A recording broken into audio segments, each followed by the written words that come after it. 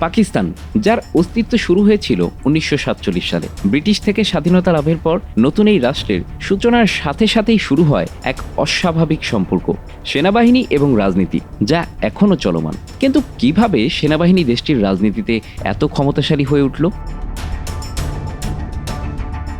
রাজনৈতিক বিশ্লেষকরা বলছেন, ব্রিটিশ শাসন থেকে মুক্তির পর পাকিস্তানের রাজনৈতিক কাঠামো ছিল দুর্বল। অন্যদিকে দেশটির সেনাবাহিনী ছিল একটি শক্তিশালী প্রতিষ্ঠান, কেননা এটি ব্রিটিশ ভারতীয় সেনাবাহিনীর একাংশ নিয়ে গঠিত হয়। 1956 সালে পাকিস্তানের প্রথম সংবিধান প্রণীত হলেও এটি কার্যকরী হয়ে উঠতে পারেনি। রাজনৈতিক দলগুলোর মধ্যে দ্বন্দ্ব এবং ফেডারেল সরকারের সঙ্গে প্রাদেশিক সরকারের সম্পর্কের টানাপোড়েন ছিল। এতে রাজনৈতিক অস্থিরতা বাড়ে এবং সরকারের প্রতি সাধারণ মানুষের আস্থা কমে যায়। এই পরিস্থিতিতে 1958 সালে পাকিস্তানের প্রথম সামরিক শাসন শুরু হয়। তখনকার প্রেসিডেন্ট আইয়ুব খান সেনাবাহিনীর প্রধান হিসেবে ক্ষমতায় আসেন। তার নেতৃত্বে পাকিস্তানে প্রথমবারের মতো সেনাবাহিনী পুরোপুরি রাজনৈতিক ক্ষমতা গ্রহণ করে। এরপর থেকে সেনাবাহিনীর রাজনৈতিক প্রভাব বৃদ্ধি পেতে থাকে। জন্ম থেকেই ভারত এবং পাকিস্তানের মধ্যে কাশ্মীর নিয়ে বিরোধ রয়েছে, যা বারবার যুদ্ধ এবং সীমান্তে উত্তেজনা সৃষ্টি করেছে। কাশ্মীরের এই অস্থির পরিস্থিতি এবং ভারত পাকিস্তান সম্পর্কের টানাপোড়েনের মধ্যে সেনাবাহিনী হয়ে উঠেছে পাকিস্তানের জাতীয় নিরাপত্তা এবং কূটনীতির অন্যতম মুখ। পাকিস্তানের সেনাবাহিনী শুধু নিরাপত্তা ও কূটনীতির বিষয়ে সীমাবদ্ধ নয়, এর প্রভাব বিস্তৃত হয়েছে দেশের অর্থনীতি এবং সামাজিক জীবনেও। সেনাবাহিনী বিভিন্ন ব্যবসা, শিল্প এবং নির্মাণ ক্ষেত্রেও ব্যাপক অংশগ্রহণ করে। সেনাবাহিনীর এই ব্যবসায়িক কার্যক্রম রাজনৈতিক শাসনেও তার প্রভাব ধরে রাখতে সাহায্য করেছে।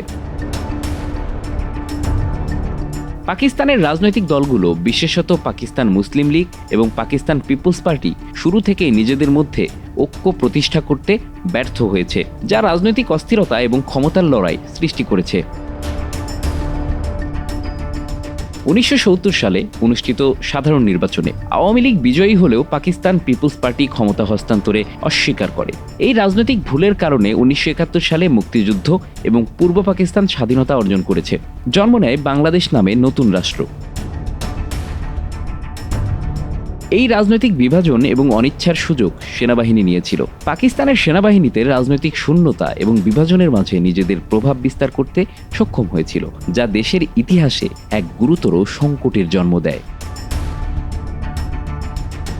এছাড়া 1947 সালের পর থেকেই বিভিন্ন রাজনৈতিক দল তাদের নির্বাচনী, ধর্মীয় বা আঞ্চলিক মনোভাবকে উস্কে দিয়েছে, যার ফলে দেশটির মধ্যে শিয়া, সুন্নি, বেলুচ, পাঞ্জাবি, সিন্ধি, পশতুন জাতীয় বিভাজন সৃষ্টি হয়েছে। এই বিভাজন পাকিস্তানের গণতান্ত্রিক ধারা দুর্বল করেছে। সেনাবাহিনী রাজনৈতিক ক্ষমতার মধ্যে হস্তক্ষেপের সুযোগ পেয়েছে। পাকিস্তানের রাজনৈতিক দলগুলোর মধ্যে দুর্নীতি একটি দীর্ঘকালীন সমস্যা। ক্ষমতায় আসার পর দলগুলো রাষ্ট্রীয় সম্পদ ব্যক্তিগত স্বার্থে ব্যবহার করেছে, যা জনগণের আস্থা নষ্ট করেছে। পাকিস্তানের রাজনৈতিক দলগুলোর মধ্যে নেতৃত্বের অভাব দেখা গেছে। নতুন নেতৃত্বের বিকাশ না হওয়ায় দলগুলো ঐতিহ্যগত নেতৃত্বের উপর নির্ভর করে চলেছে, যার ফলে একঘেয়েমি এবং স্থবিরতা দেখা দেয়। এই পরিস্থিতি দেশটির রাজনৈতিক অস্থিরতায় আরেক ধাপ যুক্ত করেছে। পাকিস্তানের রাজনৈতিক দলগুলো মাঝে মাঝে সামরিক শাসনকে সমর্থন করেছে বা নীরব সমর্থন দিয়েছে, যা পাকিস্তানের গণতান্ত্রিক ব্যবস্থাকে বিপর্যস্ত করেছে। সেনাবাহিনীর শক্তিশালী প্রভাব দেশের রাজনৈতিক কাঠামোকে দুর্বল করেছে এবং গণতন্ত্রকে ক্ষতিগ্রস্ত করেছে, যা এখনও চলমান আছে। Bangla affairs news desk.